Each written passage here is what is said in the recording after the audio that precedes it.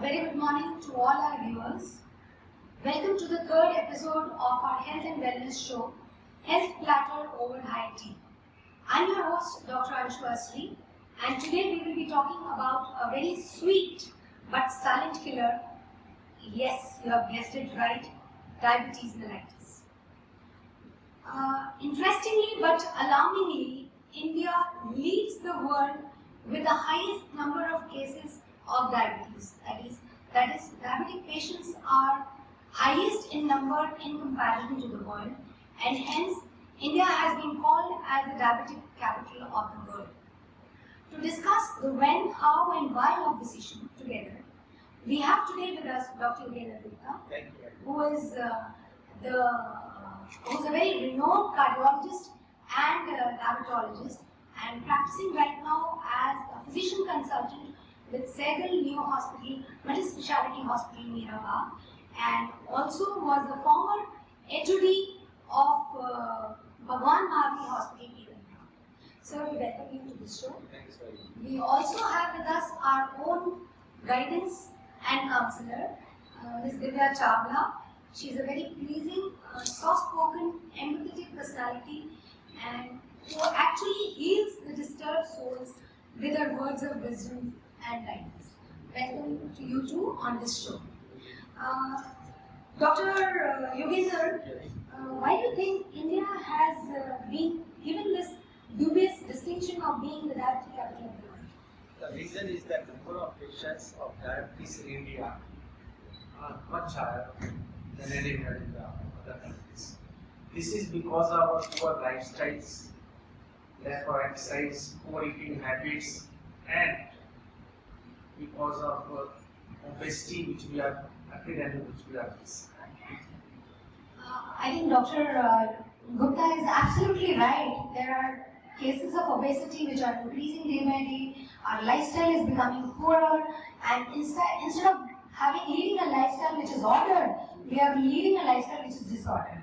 And another challenge which India is facing right now is that most of the diabetes cases, they remain undiagnosed. Am I right, Dr. Gupta? Almost 50% cases remain undiagnosed, and out of the 50% who are diagnosed, even that 50% they still remain uncontrolled.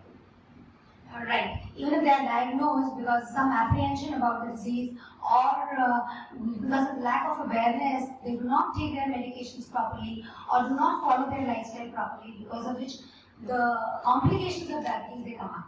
But I think as people and as educated people, we need to be aware who are the people at risk, who can develop diabetes in future. I think Dr. Gupta would enlighten us on this aspect of diabetes as well. There are two types of diabetes, type 1 and type 2 diabetes. Type 1 develops in childhood, younger age group, whereas type 2 develops in elderly patients or advanced age, maybe more than 30 years. The people who are at risk are to have a family history of diabetes.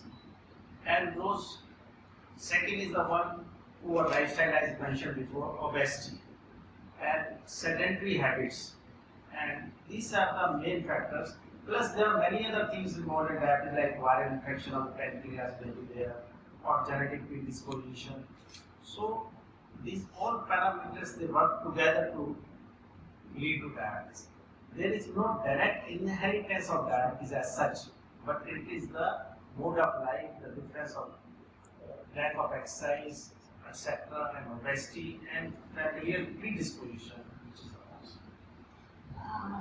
Doctor, you're absolutely right, and if I put it rightly, I think if your pancreas becomes lazy, then you get diabetes. So I think if you want your pancreas to be active, you need to be active first.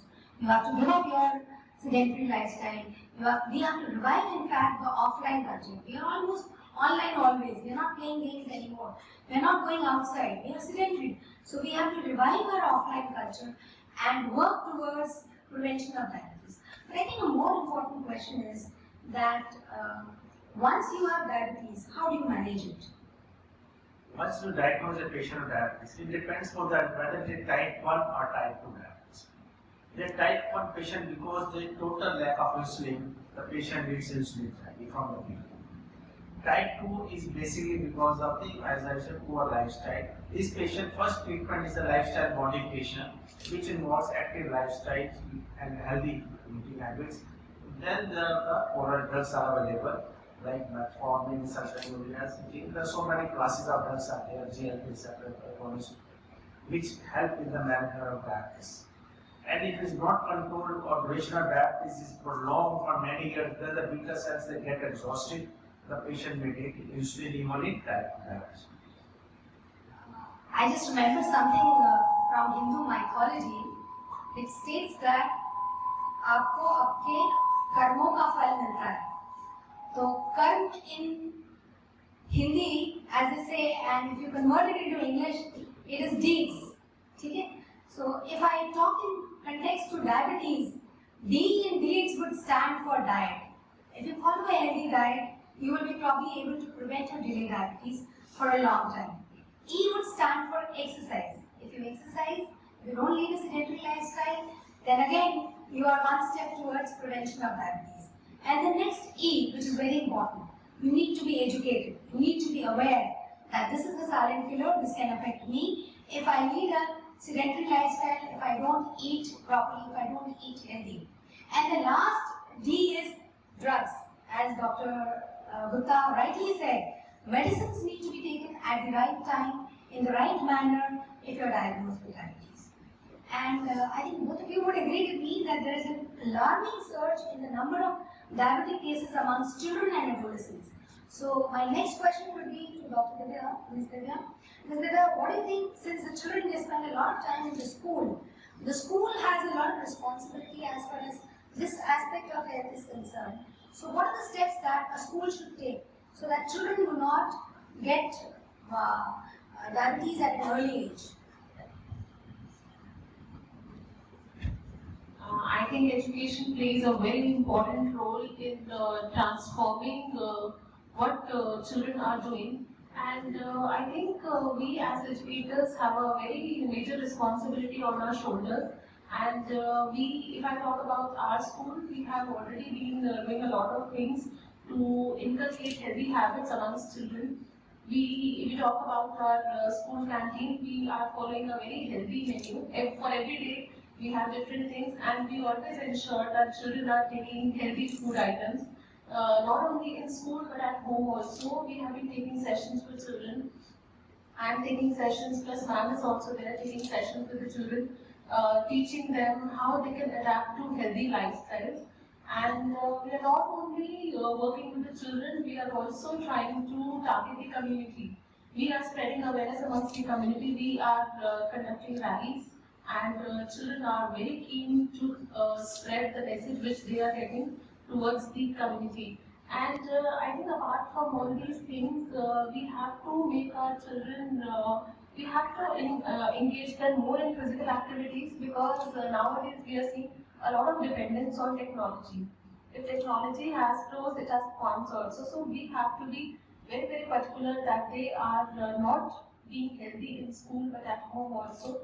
And parents also play a very important role in this particular area. So I think education sector is very, very important in creating changes in students' life. Absolutely right, Divya. We all have to work in tandem to curb this menace which is coming up like a howling, crying baby and trying to catch us all unawares. So, in the end, I would just like to say on a lighter note, a word for everybody who is either a diabetic or not a diabetic.